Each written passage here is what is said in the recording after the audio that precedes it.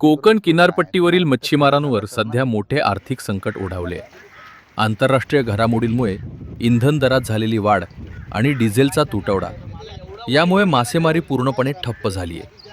मच्छीमारांना दिल्या जाणाऱ्या सवलतीच्या डिझेलच्या दरात तब्बल 23 रुपयांची विक्रमी वाढ झाली असून डिझेलचा दर 92 रुपयांवरून थेट 115 रुपयांवर पोहोचलाय.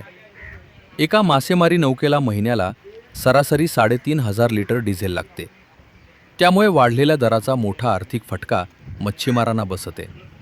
रत्नागिरीतील मिरकरवाडा, नाटे, आंबोळगड, भाटे, हरणे, गुहागर आणि पूर्णगड या भागांमध्ये मासेमारी जवळपास ठप्प झाली आहे. प्रत्येक फेरीमागे 30 ते 40 हजार रुपयांचा अतिरिक्त खर्च वाढल्यानं मच्छीमारांसाठी समुद्रात जाणं परवडत नाही. परिणामी अनेक नौका किनाऱ्यावरच उभ्या आहेत. 4 बॅरल डिझेलसाठी 1.5 लाख रुपयांपर्यंत खर्च येत असल्यानं बंदरांवरील कोट्यवधींची उलाढालही ठप्प झाली आहे. या परिस्थितीमुळे मच्छीमारांसमोर उदरनिर्वाहाचा मोठा प्रश्न निर्माण झालाय. परिस्थिती जर तुम्ही बघत असाल तर एकदम खूपच वाईट आहे. खूप म्हणजे त्याचं बघायला गेलं तर एवढं म्हणजे असं आलं की दुष्काळाच्या परिस्थितीवर आम्ही आलेलो आहोत.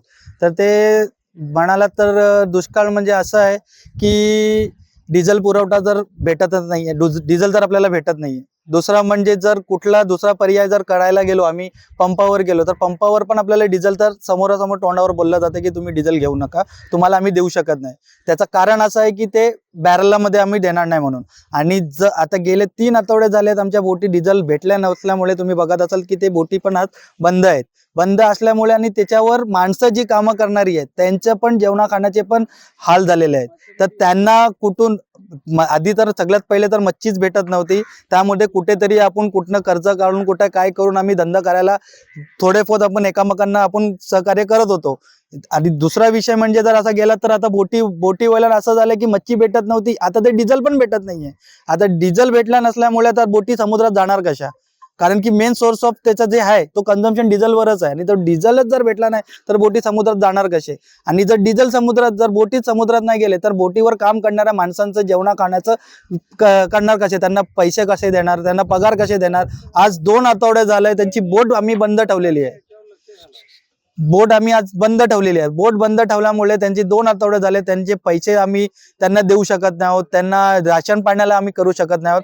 आज अशी परिस्थिती आहे, त्यांचे हातापाया पडून त्यांना आम्ही बोलायला लागलो की आमच्याकडे आता पैसे नाही आहेत किंवा काय नाही आहे, तर तुम्ही खलाशांना मग बोलायला हवं की तुम्ही आम्हाला जरा सोकाळून घ्या.